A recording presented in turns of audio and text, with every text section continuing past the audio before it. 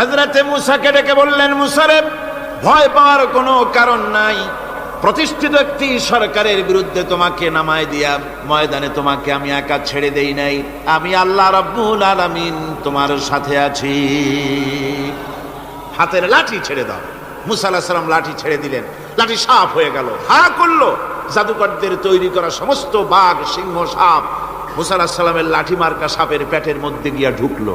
এটা ছিল মুসা আলাইহিস সালামের মুজিজা। হযরত দাউদ আলাইহিস সালামের মুজিজা ছিল, আল্লাহ রাব্বুল আলামিন তাকে মুজিজা দিয়েছিলেন, গলার সুন্দর আওয়াজ দিয়েছিলেন।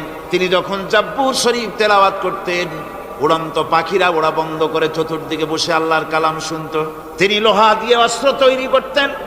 অস্ত্র বানাবার সময় আগুন দিয়ে লোহা পোড়ায় অস্ত্র বানাতে হয়। দাউদ আলাইহিস সালামের তার প্রয়োজন ছিল না। তিনি যখন লোহা হাতির ভিতরে নিয়ে চাপ দিতেন, লোহা পানি হয়ে আঙ্গুলের ফাঁক দিয়ে গলে পড়ে যেত। এটা ছিল তার মুজিজা। হযরত সুলাইমান, আল্লাহ রাব্বুল আলামিন তাকে মুজিজা দান করলেন। কোরআনে কারীমের ভিতরে রব্বুল আলামিন বলেন, হযরত সুলাইমান আলাইহিস সালাম সকাল বেলায় বিনা মেশিনে, বিনা ইঞ্জিনে তক্তার উপরে বসে যেতেন। তক্তা 1 মাসের পথ অতিক্রম করত। আবার সন্ধ্যা বেলায় বসতেন, এই তক্তা আর 1 মাসের পথ অতিক্রম করে যেত। ঈসা আলাইহিস সালামের মুজিজা ছিল, জন্মান্ধের চোখের উপরে হাত বুলিয়ে দিতেন, সঙ্গে সঙ্গে চোখ ভালো হয়ে যেত। কুষ্ঠব্যাধিগ্রস্ত লোকের গায়ে হাত বুলাতেন, সঙ্গে সঙ্গে কুষ্ঠব্যাধি ভালো হয়ে যেত। এই হলো তাদের মুজিজা। পয়গম্বরেরা বিদায় হয়ে গেলেন, মুজিজা বিদায় হয়ে গেল। দাউদ আলাইহিস সালাম বিদায় হলেন, মুজিজার সাথে নিয়ে গেলেন। তার উম্মতেরা ওই লোহাগুলি আর কেউ গলাতে পারে নাই, আজও কেউ গলাতে পারে না, হাত দিয়া চেপে ধরে। সুলাইমান আলাইহিস সালাম দুনিয়া থেকে বিদায় হয়ে গেছেন, মুজিজা নিয়ে কবরে চলে গেছেন। আজ আর তার অনুসারীরা অথবা দুনিয়ার কোন মানুষ বিনা ইঞ্জিনে তক্তায় বসে আর হাওয়ায় উঠতে পারবে না। মুসা আলাইহিস সালাম বিদায় হলেন, লাঠির মুজিজা চলে গেল। তার উম্মতেরা, তার অনুসারীরা কিয়ামত পর্যন্ত যদি 1000 চেষ্টা চালায়, লাঠিকে আর কোনোদিন সাপে পরিণত করতে পারবে না।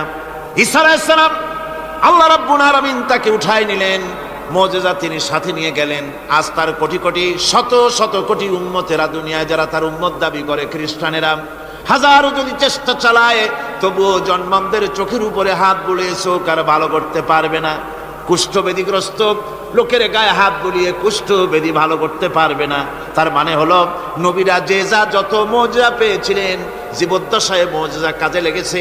দুনিয়া থেকে বিদায় হয়েছেন, মুজিজার সাথে নিয়ে গেছেন। কিন্তু আপনার আমার নবী, বিশ্ব নবী জনাব মুহাম্মদ রাসূলুল্লাহ সাল্লাল্লাহু আলাইহি ওয়াসাল্লামের কাছে আল্লাহ রাব্বুল আলামিন তাকে যত মুজিজা দিয়েছিলেন, 3000-এর উপরে আল্লাহর নবীর মুজিজা ঘটেছিল 23 বছরের নবুয়তের জীবনে। তার মধ্যে শ্রেষ্ঠ মুজিজা হতেছে কোরআন মাজিদ। আল্লাহর নবী বিদায় হয়ে গেলেন, মুজিজা সাথে নিয়ে যান নাই, মুজিজা রেখে গেলেন দুনিয়ায়। কিয়ামত পর্যন্ত দুনিয়াবাসী, নবীর উম্মতেরা কোরআনের মুজিজা ব্যবহার করতে পারবে। কোরআনে কারীম, রাসূল কারীম সাল্লাল্লাহু আলাইহি ওয়াসাল্লামের জীবনের শ্রেষ্ঠ মুজিজা। মানুষ পাগল হয়ে গেছে কোরআন শুনে। সুতরাং এই কোরআনের বৈশিষ্ট্য সকল দিক থেকে এক অপূর্ব একটি কিতাবে পরিণত করেছে, যা মানুষকে চিরকাল বিস্ময় হতবাক করে দিয়েছে। কোরআনের আরেকটি বৈশিষ্ট্য হচ্ছে, এই কোরআন এক সময় নাজিল হয় নাই। 30 পারা কোরআন শরীফ একসাথে নাজিল হয়েছে না, কোরআন নাজিল হয়েছে আস্তে আস্তে, ধীরে ধীরে। কত বছর লাগলো? 23 বছরেরও কিছু বেশি সময় ধরে কোরআন ধীরে ধীরে রাসূল কারীম সাল্লাল্লাহু আলাইহি ওয়াসাল্লামের কাছে অবতীর্ণ হয়েছে। এমনটি আর কোনো কিতাব হয়নি, যা আর কোনো ধর্মগ্রন্থ যারা অন্যরা দাবি করে, এরকম হয়নি। কোরআনে কারীমের আরেকটি বৈশিষ্ট্য হচ্ছে, যখন কাগজ ছিল না, ছাপাখানা ছিল না, এমনকি টেপ রেকর্ডার ছিল না, তখনকার নাজিলকৃত কিতাব যেভাবে নাজিল হয়েছিল সেইভাবে আজ পর্যন্ত অবিকল টিকে আছে, টিকে থাকবে ইলা ইয়াউমিল কিয়ামah। কিয়ামত পর্যন্ত কোরআনে কারীমের এই অকৃত্রিম, অবিকৃত অবস্থায় কোরআনে কারীমের এই শান, এই বরকত টিকে থাকবে। এই জন্য কোরআন শরীফ হচ্ছে এই পৃথিবীর মহাবিশ্বের মহাবিস্ময়। কোরআন হচ্ছে পৃথিবীর মহাবিশ্বের মহাবিস্ময়। এর মর্যাদা সম্পর্কে রাসূল কারীম সাল্লাল্লাহু আলাইহি ওয়াসাল্লাম বলেছেন, ওয়ান উসমান রাদিয়াল্লাহু তাআলা আনহু আন্নাহু ক্বাল ক্বালা রাসূলুল্লাহ সাল্লাল্লাহু আলাইহি ওয়াসাল্লাম খায়রুকুম মান তাআল্লামাল কুরআন ওয়া আল্লামাহু, রাওয়াহুল বুখারী। আল্লাহর নবী বলেন, তোমাদের মধ্যে সর্বোত্তম ব্যক্তি সেই, তোমাদের ভিতরে ভালো ব্যক্তি, উত্তম ব্যক্তি সেই যে ব্যক্তি নিজে কোরআন শেখে আর অন্যকে শেখায়। কোরআন যে শেখে আর অন্যকে যে শেখায় সেই ব্যক্তি হলো তোমাদের মধ্যে সর্বোত্তম ব্যক্তি, ভালো ব্যক্তি। সুবহানাল্লাহ পড়েন। কোরআনে কারীমের এই মর্যাদা সম্পর্কে রাসূল কারীম সাল্লাল্লাহু আলাইহি সাল্লাম বলেছেন, দুই ব্যক্তিকে, দুই শ্রেণীর লোককে ঈর্ষা করা যায়। অমুকে বিরাট বাড়ি করেছে, সে বাড়ি থেকে হিংসা হয়, আমি ওরকম বাড়ি করব, অমুকের মতো নেতা হব, অমুকের মতো বড় লোক হতে হবে। পরশ্রী কাতরতা অথবা ঈর্ষা করা, এরকমের ঈর্ষা করা জায়েজ নাই। রাসূলুল্লাহ বলেছেন দুই ব্যক্তির সঙ্গে ঈর্ষা করা যায়। আন ইবনে ওমর রাদিয়াল্লাহু তাআলা আনহু আন্নাহু قال قال رسول الله صلى الله عليه وسلم لا حسد الا على الاثنين। দুই ব্যক্তি ছাড়া অন্য কারো সাথে হিংসা করা যায় না, রিস্ক করা যায় না। কোন কোন ব্যক্তি? রাজুলুন আতাহুল্লাহুল কুরআন ফাহুয়া ইয়াকুমু বিহি আনা আল-লাইলি ওয়া আনা আন-নাহার। ওই ব্যক্তির সঙ্গে ঈর্ষা করা যায়, হিংসা করা যায় যে ব্যক্তিকে আল্লাহ পাক কোরআনের ইলম দান করেছেন, সে ব্যক্তি দিন রাত কোরআন তেলাওয়াত করে, কোরআনের উপরে আমল করে, কোরআনের উপরে থাকে, মানুষকে কোরআনের দাওয়াত দেয়। ওই লোকের সাথে ঈর্ষা করা দরকার যে তার মতো হতে চায়। ওয়া রাজুলুন আতাহুল্লাহু মালান ফাহুয়া ইউনফিকু মিনহু আনা আল-লাইলি ওয়া আনা আন-নাহার। মুত্তাফাকুন আলাইহি, বুখারী মুসলিমের হাদিস। রাসূলুল্লাহ বলছেন অন্য আরেক ব্যক্তি হচ্ছে যে ব্যক্তিকে আল্লাহ পাক মাল দিয়েছেন, সম্পদ দিয়েছেন, ওই ব্যক্তি তার মাল আর সম্পদকে দিন রাত দুহাতে আল্লাহর রাস্তায় খরচ করে। তার মতো হওয়ার জন্য তার সাথে ঈর্ষা করা যেতে পারে। আমার বন্ধুগণ, এই কোরআন হচ্ছে এমন এক কিতাব যে কোরআনকে নিয়ে যারা অগ্রসর হয় আল্লাহ তাদেরকে বাড়ায় দেন, আর কোরআনের সাথে যারা হিংসা করে, বিদ্বেষ করে, আল্লাহ তাদেরকে অধঃপাতিত করে দেন। আন ওমর ইবনে আল-খাত্তাব রাদিয়াল্লাহু তাআলা আনহু আন্নাহু قال قال رسول الله صلى الله عليه وسلم ان الله يرفع بهذا الكتاب اقواما ويضع به آخرين রাওয়াহু মুসলিম। হযরত ওমর রাদিয়াল্লাহু তাআলা আনহু বলছেন যে আল্লাহ পাক এই কোরআনের সাহায্যে এক শ্রেণীর লোককে প্রতিষ্ঠিত করবেন দুনিয়ার বুকে, এবং আখিরাতেও আর এক শ্রেণীর লোককে করবেন অধঃপাতিত। যারা কোরআনের সাথে বিরোধিতা করবে, তারা যদি হিরো হয় আল্লাহ তাদেরকে জিরো বানাবেন। কি বানাবেন? জোরে কোন, জোরে কোন, কি বানাবেন? জিরো বানিয়ে দিবেন। আর কোরআনকে নিয়ে যারা আগ বাড়ে, তারা যদি জিরো হয় আল্লাহ পাক তাদেরকে কি বানায় দেন? কোরআনের সাথে বিরোধিতা আজকের নতুন কিছু নয়, আবহমান কাল থেকে কোরআনের সাথে চলছে বিরোধিতা। বিশ্বকবি, কবি সম্রাট আল্লামা ইকবাল, আল্লাহ তাকে জান্নাতুল ফেরদাউস নসিব করুন, সবাই বলুন আমিন। আল্লামা ইকবাল বলেছেন, সতীজা কর রহা হ্যায় আসল সে তাইমরোজ, সতীজা কর রহা হ্যায় আসল সে তাইমরোজ, চরাগে মুস্তফা বি সে শরারে বুলহবিস। মুহাম্মদ সাল্লাল্লাহু আলাইহি ওয়াসাল্লামের দ্বীপ শিকার সাথে, আল্লাহর দ্বীনের সাথে আবু জাহাল, আবু লাহাবের অগ্নিস্ফুলিঙ্গের সংঘর্ষ আবহমান কাল থেকে লেগে এসেছে। কিন্তু ওদের এই অগ্নিস্ফুলিঙ্গের টক্কর লেগে মুহাম্মদ সাল্লাল্লাহু আলাইহি ওয়াসাল্লামের টিম টিম করে জ্বলে ওঠা এই প্রদীপটি প্রচন্ড ঝড়ো হাওয়ার মুখে, টর্নেডো আর গর্কির মুখে নিভে যায়নি, জ্বলছে, জ্বলবে কিয়ামত পর্যন্ত। এটাকে নিভাবার ক্ষমতা বিশ্বের কোনো মানুষের নাই। ফু দিয়ে কেউ যদি নিভাতে চায়, চেহারা শুদ্ধ, মাথা শুদ্ধ, পুড়ে ছাই হয়ে যাবে, কোরআনের আলোকে নির্বাপিত করতে পারবে না।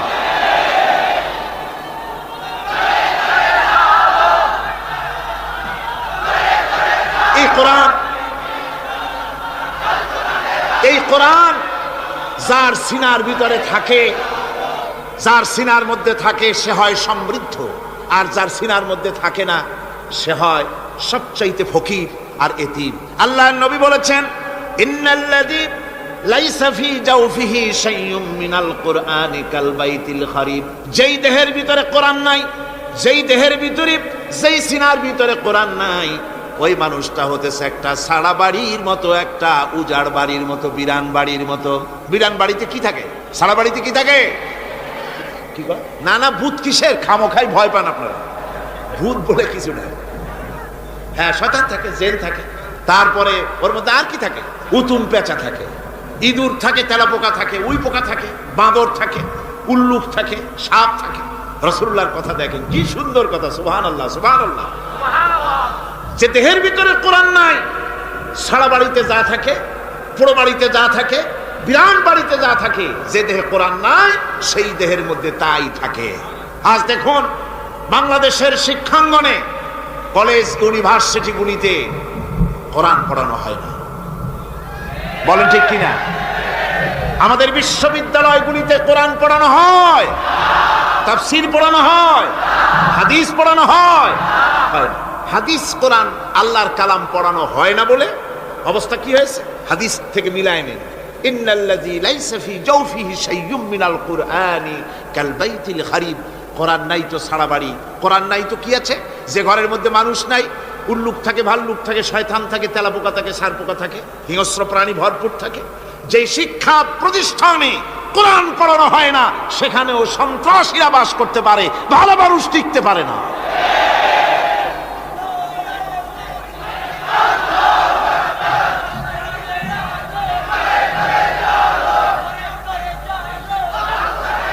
এই জন্য কোরআন যেখানে পড়া হয় না সেটা কবরের তুল্য, কোরআন যেখানে তেলাওয়াত হয় না সেটা কিসের তুল্য? কবরের তুল্য। আল্লাহর নবী বলেছেন, আনাবি হুরায়রা রাদিয়াল্লাহু তাআলা আনহু আন্নাহু ক্বাল ক্বালা রাসূলুল্লাহ সাল্লাল্লাহু আলাইহি ওয়াসাল্লাম লা তাজআলু বুয়ুতাকুম মাকাবির, রাওয়াহু মুসলিম। আল্লাহর নবী বলেন, তোমাদের ঘরগুলিকে তোমরা কবর বানায়ো না। অর্থাৎ যে ঘরের মধ্যে কোরআনে কারীম তেলাওয়াত হয় না সেটা কবরের সমতুল্য, কবরের সমতুল্য। আগে আমাদের ঘর সমূহে যখন ছোট ছিলাম তখন দেখতাম ঘরে ঘরে কোরআন তেলাওয়াত হতো, ঠিক না? প্রত্যেকটা ঘরের জানালা দিয়া সকালবেলায় আওয়াজ আসতো, আউযু বিল্লাহি মিনাশ শাইতানির রাজীম, বিসমিল্লাহির রাহমানির রহিম। তেলাওয়াতের আওয়াজ ভেসে আসতো। আজ আর এই অবস্থা নাই। আজ ভদ্রলোকের বাড়ির সামনে দিয়ে হেঁটে যাবেন, সকালবেলা কিসের তেলাওয়াত? জনমের ঘুম ঘুমায়, পাইকারি দরে ঘুমায়, ফজরের নামাজ নাই। শহরের অবস্থা, অধিকাংশ বাড়িতে ফজরের নামাজ হয় না। ডিসেন্টিনার মাধ্যমে, আগে তো ছিল শুধু বাংলাদেশের ছবি, ডিসেন্টিনার মাধ্যমে সারা পৃথিবীর শয়তানি আর বদমাশি ঘরে বসে গেলা যায়। উপকারিতা এবং অপকারিতা দুটোই আছে। নিউজ দেখা যায়, সাথে সাথে আবার নিউজের সাথে আরো বাজে কিছু দেখা যায়। এগুলো দেখতে দেখতে রাত শেষ হয়ে আসে, ঘুমায় জনমের মতো, এক ঘুমে বেলা 9টা আর 10টা। কিসের ফজরের নামাজ আর কি এর কোরআন শরীফ তেলাওয়াত করে? এরপরে উঠলো 9টা-10টার সময়, উঠে তারপরে গানের মাস্টার এসে গেছে। তখন ইতিমধ্যেই গানের মাস্টার এসে গেছেন। কি দুর্ভাগ্যজনক সত্য কথা, ইংরেজি যে টিচার পড়ান, অঙ্ক যে টিচার করান, সপ্তাহে 3 ঘন্টা পড়াবেন, বেতন 2500 টাকা।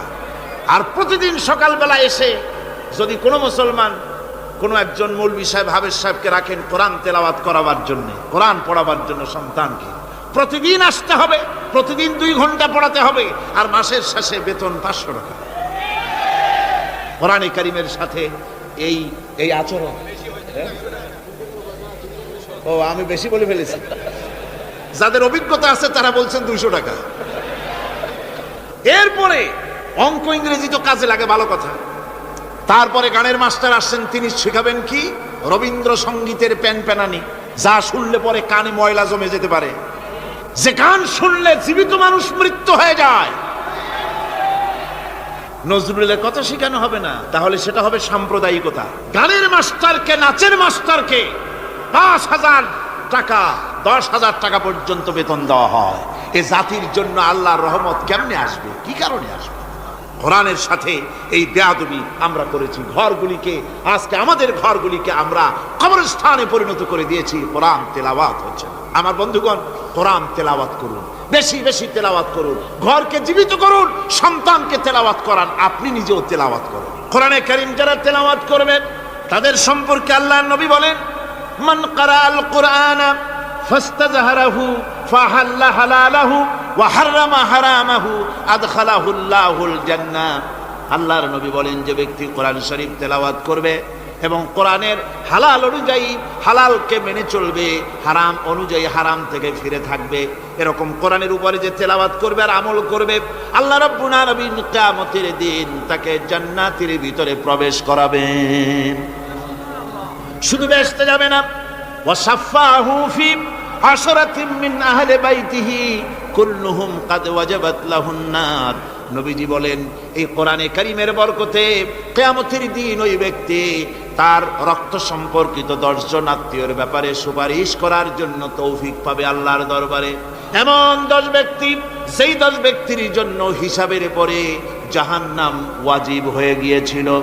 এমন 10 ব্যক্তি সম্পর্কে কোরআনের তেলাওয়াতকারী আর আমলকারী আল্লাহর দরবারে সুপারিশ করার জন্য পারমিশন পাবেন।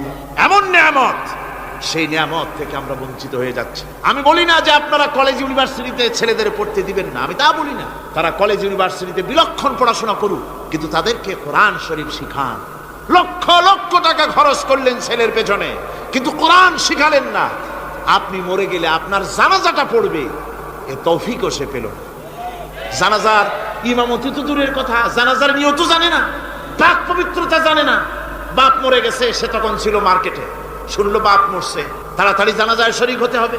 প্যান্টও পাক নাই, যেহেতু পেশাবের যখন বেগ এসেছিল দেওয়ালের পাশে দাঁড়াইয়া কাম সারছে, দোয়া মোছার কাম নাই, মাথায় টুপি নাই, নাক মোছা রুমাল ছিল পকেটে, রুমালটা মাথায় দিয়া দাঁড়ায় গেল। আল্লাহু আকবার। বাপের কপালে যা আছে তাই হোক। তারপরে বাপ মরে গেছে, কান্না শুরু করেছে। যেদিন মরছে সেদিন কাঁদতেছে, পরের দিনও একটু মুখ মলিন কান্দে। নাম বল্টু মিয়া। তার আবার এক বন্ধু আছে, তার নাম শান্টু মিয়া। শান্টু মিয়া বলছে, মিয়া বল্টু কান্দো কেন? বাপ মরে গেছে। এগুলো বাঁচে নাকি? এগুলো মরিই যায়। আমার একটা ছিল, ওটাও মরছে। চিরকাল কারো বাপ থাকে, সুতরাং এত মন খারাপ কেন?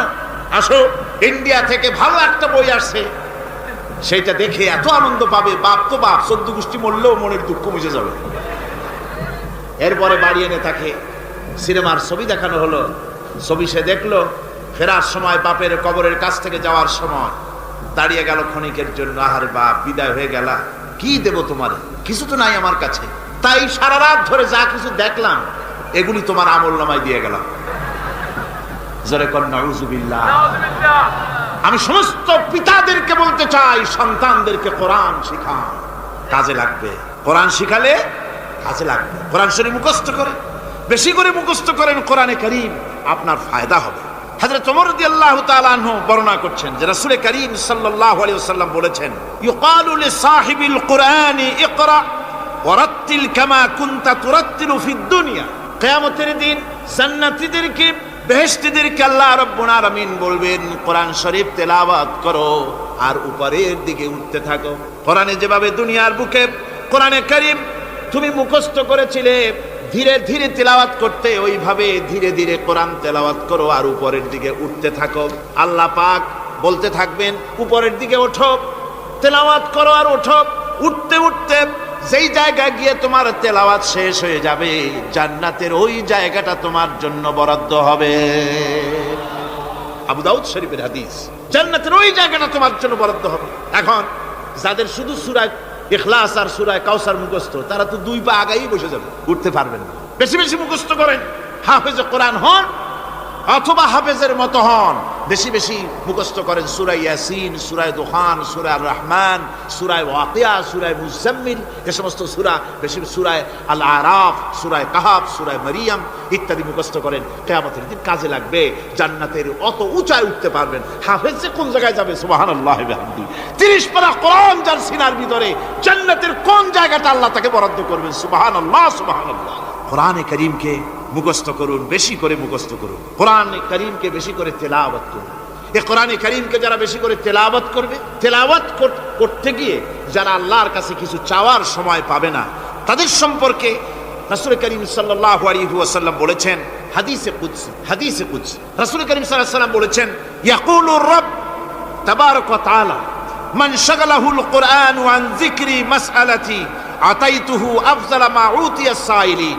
আল্লাহর নবী বলেন, আমার আল্লাহ পাক বলেছেন, কোরআন তেলাওয়াত করতে গিয়ে যারা ব্যস্ত থাকে, কোরআন তেলাওয়াত করতে করতে যারা আমার কাছে হাত পেতে কিছু চাওয়ার সময় পায় না, যারা আমার কাছে হাত পেতে কিছু চায়, তাদের থেকে তেলাওয়াতকারীদেরকে আমি রব্বুল আলামিন বেশি করে দেই। জোরে বলেন সুবহানাল্লাহ। কোরআন তেলাওয়াত করতে করতে যারা আল্লাহর কাছে হাত পেতে চাওয়ার সময় পায় না, আল্লাহ পাক বলেন যারা চায় তাদের থেকে তেলাওয়াতকারীকে আমি বেশি দেই। আমার বন্ধুগণ, শুধু তাই নয়, এ কোরআনে কারীম যারা তেলাওয়াত করবে, আমল করবে, কিয়ামতের দিন তার মা বাপের মাথার উপরে আল্লাহ রাব্বুল আলামিন, আবু দাউদ শরীফের হাদিসে এসেছে, তার মা বাপের মাথার উপরে নূরের টুপি পরিধান করানো হবে। এমন নূরের টুপি, এমন নূরের তাজ পরানো হবে, চন্দ্র সূর্যের আলোকে ম্লান করে দেবে। হাসরবাসীরা প্রশ্ন করবেন, এ লোকটি কে? কোনো ফেরেশতা নাকি? বলে না। কোনো নবী নাকি? বলে না। তবে কি ইনি কে? জবাব হবে, ইনি হচ্ছেন সেই ব্যক্তি যিনি তার সন্তানদেরকে কোরআন শিখিয়েছিলেন। কোরআন শিখানোর কারণে আল্লাহ রাব্বুল আলামিন আজ তার মা বাপের মাথার উপরে নূরের টুপি পরিধান করে হাসরের ভিতরে মর্যাদা দিলেন। কিয়ামতের দিন দুনিয়াও মর্যাদা পাওয়া যাবে, আখিরাতেও মর্যাদা পাওয়া যাবে যদি কোরআনে কারীমকে তেলাওয়াত করা যায়, আমল করা যায়, বোঝা যায়, তাহলে এই সমস্ত নিয়ামত আল্লাহ পাক দান করবেন। সুতরাং এই এত বড় নিয়ামত থেকে আমরা যেন কেউ বঞ্চিত হয়ে না যায়। কোরআন হচ্ছে এমন এক কিতাব যার তাফসীর লেখা হয় নাই। পৃথিবীতে এমন কোনো ভাষা নাই, পৃথিবীর উল্লেখযোগ্য সবগুলি ভাষায় কোরআনে কারীমের তাফসীর লেখা হয়েছে। কিন্তু কোন মুফাসসির আজ পর্যন্ত কথা বলেন নাই যে আমি যে তাফসীর লিখছি এর চাইতে ভালো তাফসীর আর কেউ লিখতে পারেও না আর পারবেও না, এটা শেষ, আর তাফসীর লেখা লাগবে না। এ কথা কেউ বলতে পেরেছে? জোরে বলেন, পেরেছে? পারে নাই। তার কারণ কি? আল্লাহ রাব্বুল আলামিন বলেন, কুল লাউ কানাল বাহরু মিদাদান লিকালিমাতি রাব্বি লানাফিদাল বাহরু ক্বাবলা আন তানফাদা কালিমাতু রাব্বি ওয়ালাউ জিনা বিমিসলিহি মাদাদা।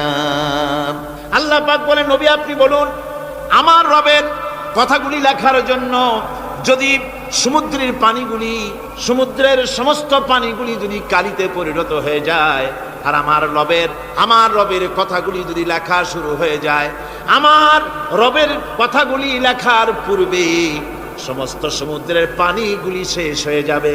তারপরে যদি আবার সমুদ্র ভরে দেওয়া হয়, আরো যদি লেখা হয়, তবুও আমার রবের কথা লেখা শেষ হবে না।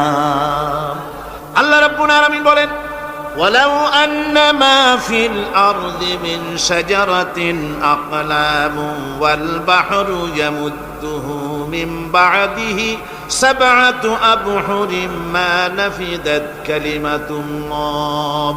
আল্লাহ রাব্বুল আলামিন বলেন, মা নাফিদাত কালিমাতুল্লাহ।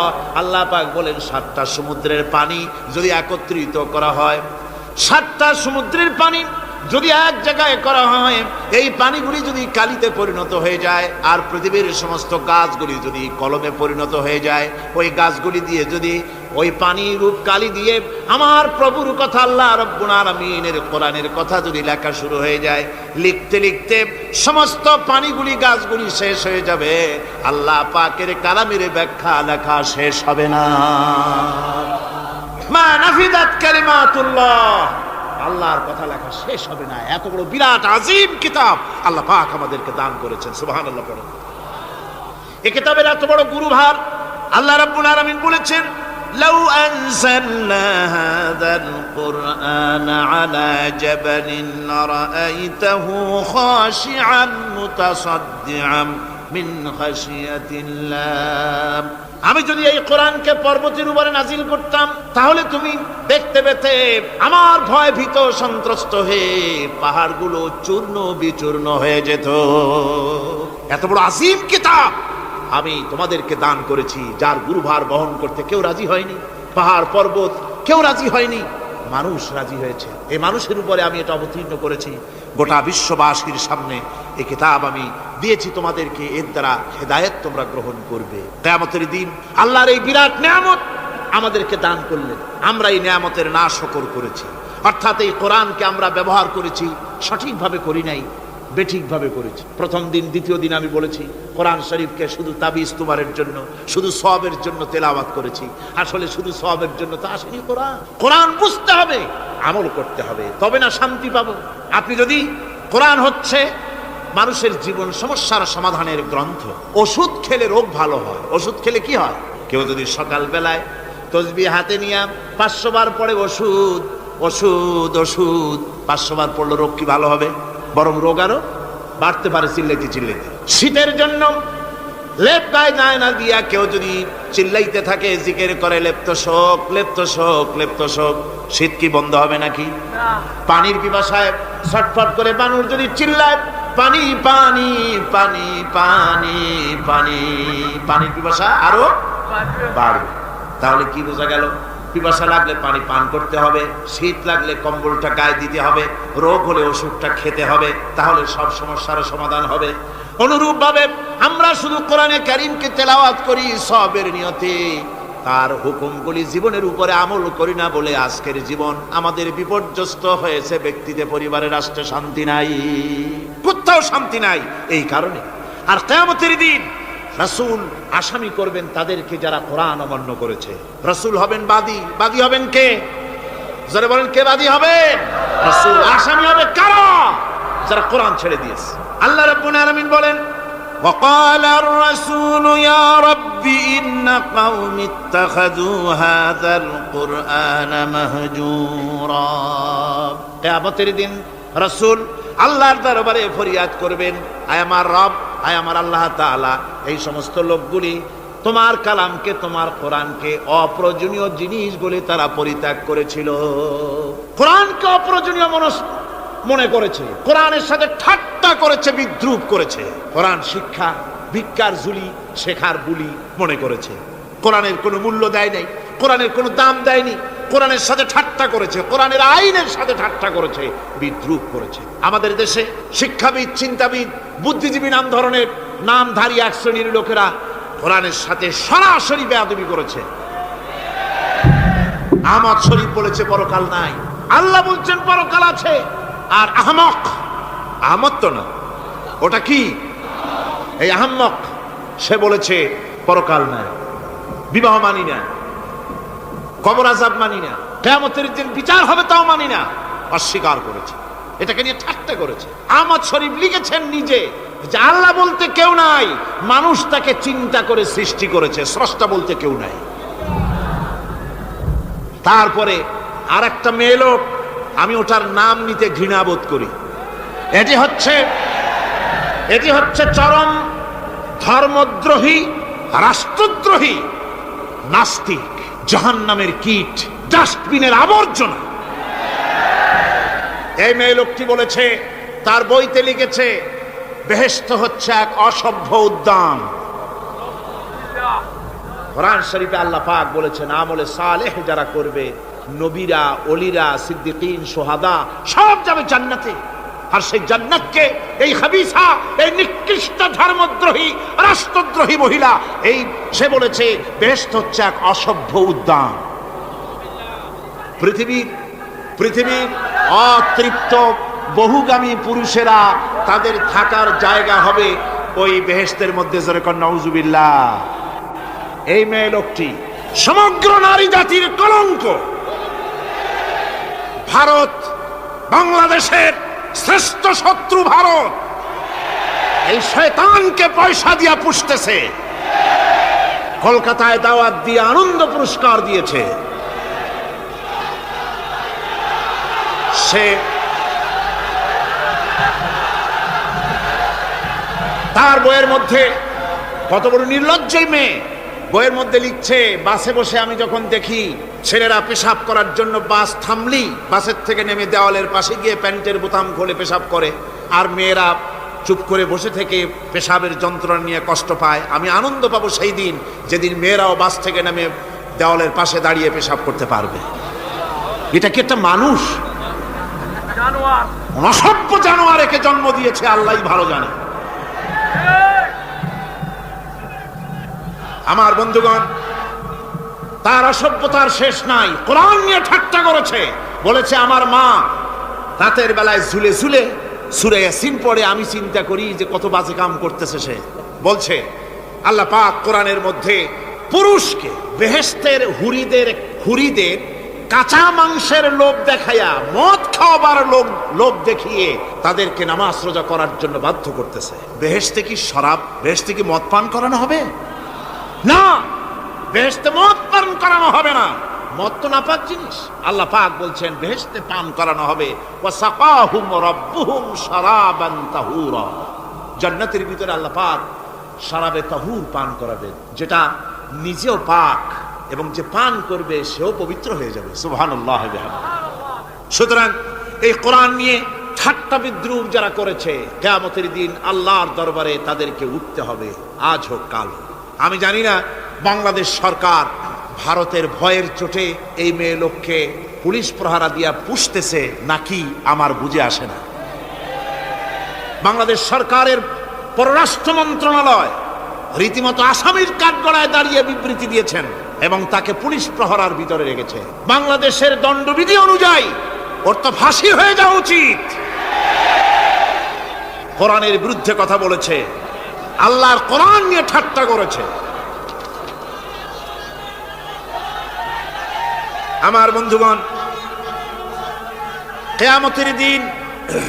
কিয়ামতের দিন যখন এরা উপস্থিত হবে আল্লাহর দরবারে, আল্লাহ রাব্বুল আলামিন কোরআনের সাথে যারা ঠাট্টা করেছে, বিদ্রুপ করেছে, কোরআনের আইনকে নিয়ে যারা ঠাট্টা বিদ্রুপ মজাক উড়ায়ছে, কিয়ামতের দিন তাদেরকে বলা হবে ওয়াকিলাল ইয়াউমা নানসাকুম কামা নাসিতুম লিকা ইয়াউমিকুম হাদা। কিয়ামতের দিন আল্লাহ রাব্বুল আলামিন কোরআনের ঠাট্টাকারী, কোরআনের বিদ্রুপকারী, কোরআনের আইনের অমান্যকারীদেরকে বলবেন আমি আজকে তোমাদের ভুলে গেলাম, যেমন করে তোমরা এই দিনে আমার সঙ্গে সাক্ষাৎকারের কথা ভুলে গিয়েছিলে। তোমরা যেমন আমার আজকের এই কিয়ামতের দিনের কথা যারা ভুলে গিয়েছিলে, আজকে আমিও তোমাদেরকে ভুলে গেলাম। এরপরে কি হবে? ওয়া মাওয়াকুমুন নার ওয়া মা লাকুম মিন নাসিরিন। আল্লাহ পাক বলেন এরপরে এদের জায়গা হবে জাহান্নাম, আর এদের সাহায্যকারীও কেউ থাকবে না, জাহান্নামে চিরকাল থাকতে হবে। এটা এই জন্যে যে তারা আল্লাহর কোরআনের সঙ্গে ঠাট্টা করেছে, বিদ্রুপ করেছে, কোরআনের আইন মানে নাই, কোরআনের আইনকে অমান্য করে চলেছে। এই জন্য কিয়ামতের দিন আল্লাহ রাব্বুল আলামিন তাদেরকে শাস্তি প্রদান করবেন। কোরআন পৃথিবীর বুকে আল্লাহ নাজিল করেছেন, শুধু তেলাওয়াত করবেন ঝুলে ঝুলে, এই জন্য নয়। কি জন্য নাজিল হলো? এবার উদ্দেশ্য শুনুন। আল্লাহ পাক বলেন আর রহমান আল্লামাল কোরআন। আল্লাহ রাব্বুল আলামিন তিনি হলেন এমন দয়াবান, এমন রহমান, যিনি কোরআন শিখালেন। কি কারণে শিখালেন? কোরআন নাজিলের উদ্দেশ্য কি? আল্লাহ পাক বলেন ইন্না আনজালনা ইলাইকাল কিতাবা বিল হাক্কি লিতাহকুমা বাইনান নাসি বিমা আরাকাল্লাহ। আল্লাহ পাক বলেন এই কিতাব আমি আপনার প্রতি অবতীর্ণ করেছি এই জন্যে যাতে করে আপনি আল্লাহর প্রদর্শিত এই বিধান অনুযায়ী মানুষের উপরে বিচার ফয়সালা করতে পারেন। মানুষের উপরে আইন চলবে আল্লাহ। কার আইন? জোরে বলেন কার আইন? আলা লাহুল খালক ওয়াল আমর। সৃষ্টি যার, আইন চলবে কার? আল্লাহ পাক বলেন এই জন্য নাজিল করলাম, কোরআন নাজিল করেছি যাতে করে কোরআনের আইন দিয়ে বিচার ফয়সালা করতে পারেন, সেই জন্যই কোরআন নাজিল করলাম। আসলে আল্লাহর নবীর এই পৃথিবীতে আগমনের উদ্দেশ্য ওটাই ছিল। হুয়াল্লাযী আরসালা রাসূলাহু বিল হুদা ওয়া দীনিল হক লিইয়ুযহিরাহু আলাদ দীনি কুল্লিহি ওয়া কাফা বিল্লাহি শাহীদা।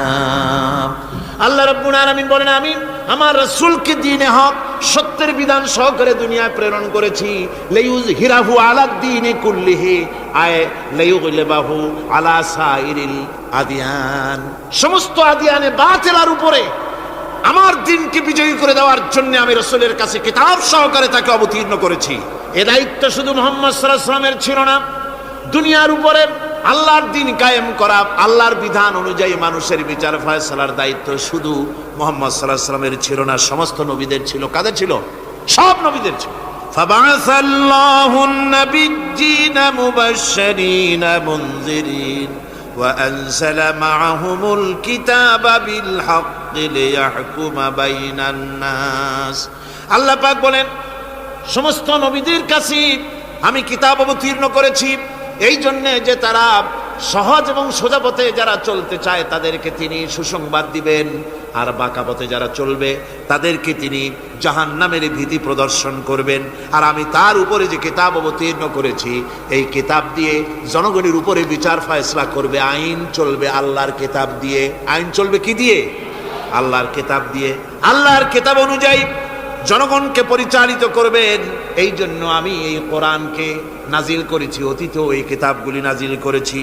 قل يا أيها الناس قد جاءكم الحق من ربكم আল্লাহ পাক বলেন নবী আপনি বলে দেন, আপনি বলুন হে মানব সকল, আল্লাহর পক্ষ থেকে তোমাদের জন্য মহাসত্য এসেছে। এই মহাসত্য যদি অনুসরণ করো তোমাদের জন্য কল্যাণকর হবে। ওমান দাল্লা ফাইন্নামা ইয়াদুল্লু আলাইহা, আর যদি কোরআনকে অমান্য করো, আল্লাহর কিতাবকে অমান্য করো, তাহলে তোমাদের জন্য অকল্যাণ হবে। আজ আপনারা বলেন আল্লাহর কিতাবের আইন কি আমাদের দেশে চলে? কোরআনের আইন কি চলে? চলে না। কোরআনের আইন চলে না। আমরা কি খুব শান্তিতে আছি? খুব আরামে আছি? শ্রমিকরা তাদের শ্রমের মূল্য পায়, কৃষক তার উৎপাদিত পণ্যের সঠিক দাম পায়, নারী তার সতীত্বের মর্যাদা পায়, জনগণ কি আরামে ঘুমাতে পারে? না, জনগণ রীতিমতো দুবেলা পেট পুরে সমস্ত জনগণ খেতে পারে। এর একমাত্র কারণ হচ্ছে কোরআনের আইনকে অমান্য করা হয়েছে। ভালো করে কান পেতে শুনুন, আল্লাহ রাব্বুল আলামিন কোরআনে কারীমের মধ্যে পরিষ্কার করে বলেছেন, ওয়া মান লাম ইয়াহকুম বিমা আনজালাল্লাহু ফাউলাইকা হুমুল কাফিরুন। যারা নাকি আমার দেওয়া বিধান অনুযায়ী, কোরআন অনুযায়ী যারা বিচার ফয়সালা করে না, ফাউলাইকা হুমুল কাফিরুন, ফাউলাইকা হুমুজ জালিমুন, ফাউলাইকা হুমুল ফাসিকুন। যারা আমার দেওয়া বিধান অনুযায়ী বিচার ফয়সালা করে না, তারা কাফির, তারা জালিম, তারা ফাসিক। সুতরাং এর ভিতরে এই জুলমের মধ্যে জালিমদের অন্তর্গত, ফাসিকদের অন্তর্গত হয়ে বাংলাদেশের বহু মুসলমান, পৃথিবীর বহু এলাকার মুসলমান এর মধ্যে লিপ্ত হয়ে আছে। কোরআনের আইন চালু না করলে পরে, কোরআনের আইন না মানলে পরে জালিম হতে হবে, কাফির হতে হবে, ফাসিক হতে হবে। অর্থাৎ যতখানি না মানবেন ততখানি এই বিশেষণে বিভূষিত হতে হবে। এক শ্রেণীর লোক আছে যারা বলে বেড়ান ধর্ম আর রাজনীতি আলাদা। বলেন কিনা? কন জোরে বলেন, বলে কিনা? ধর্ম আর রাজনীতি আলাদা। তারা বলেন আমরা ধর্ম নিরপেক্ষ থাকতে চাই। তারা কি থাকতে চায়? ধর্ম নিরপেক্ষ থাকতে চায়। কোরআনে কারিমে এই ধর্ম নিরপেক্ষবাদীদের ব্যাপারে কোরআন কি বলছে শুনুন। আল্লাহ রাব্বুল আলামিন বলেন, আলাম তারা ইলাল্লাযীনা ইয়াজউমুনা আন্নাহুম আমানু বিমা উনজিলা ইলাইকা ওয়া মা উনজিলা মিন ক্বাবলিক। আল্লাহ পাক বলেন, হে নবী তুমি কি সেই সব লোকদেরকে দেখেছ যারা দাবি তো করে যে আমরা আল্লাহর উপর ঈমান এনেছি আর এই কিতাবের উপর ঈমান এনেছি, এর পূর্বে যত কিতাব নাজিল হয়েছে সেসব কিতাবের উপরেও ঈমান এনেছি। ধর্মনিরপেক্ষবাদীরা তারা তো বলে না যে আল্লাহ মানি না, কোরআন মানি না, একথা বলে না, ওটা বলে না। কি বলে? সেই বলা কথাটাই আল্লাহ এখানে অনেক আগে বলে রেখেছেন। ওরা বলে যে আমরা অবশ্যই আল্লাহকে মানি, আল্লাহর কিতাব মানি, এর পূর্বে যত কিতাব নাজিল হয়েছে সেগুলোও মানি, তবে ইউরিদুনা আইয়াতাহাকামু ইলাত তাগুত, তারা চায় তাদের জীবনের সমস্ত সমাধান সমস্যার জন্য তাগুতের কাছে যেতে চায়। তাগুতকে, আল্লাহকে বাদ দিয়ে তারা যেতে চায় কোথায়? তাগুতের কাছে। জোরে বলেন, কিসের কাছে যেতে চায়? তাগুতের কাছে। তাগুত বলে কারে?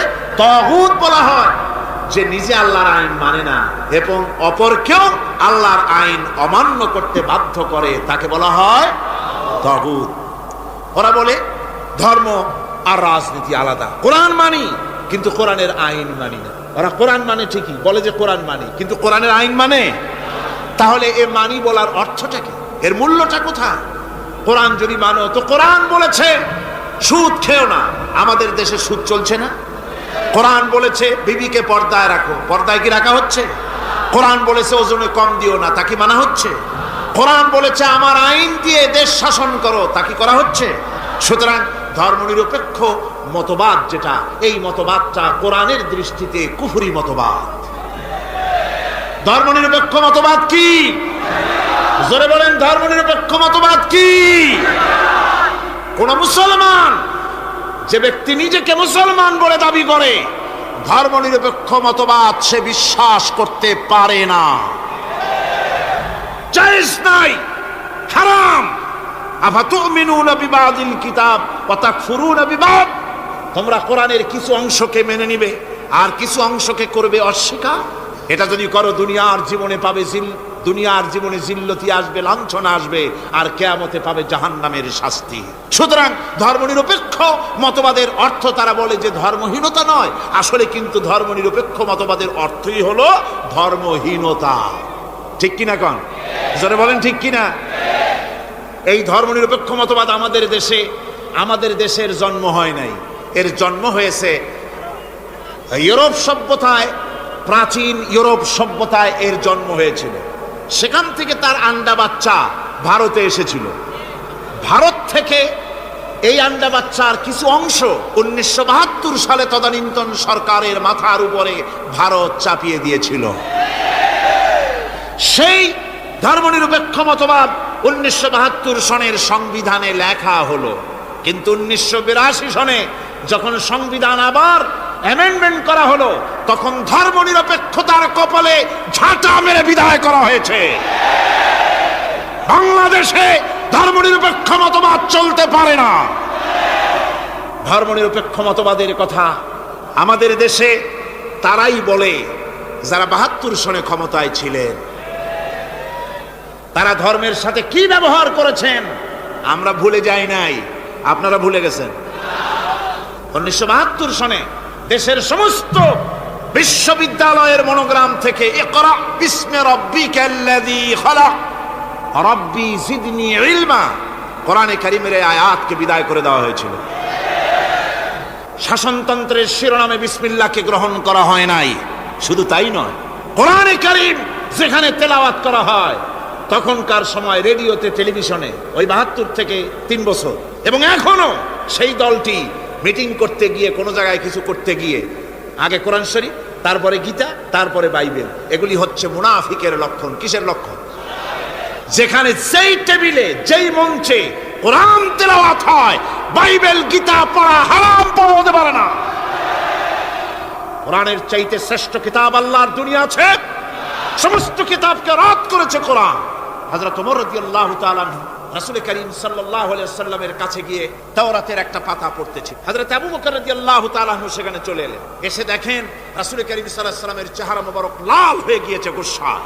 হযরত আবু বকর বললেন, ওমর, তুই যদি এর থেকে মরে যেতিস, তুই যদি এর থেকে মরে যেতিস, তুই যদি এর থেকে মরে যেতি।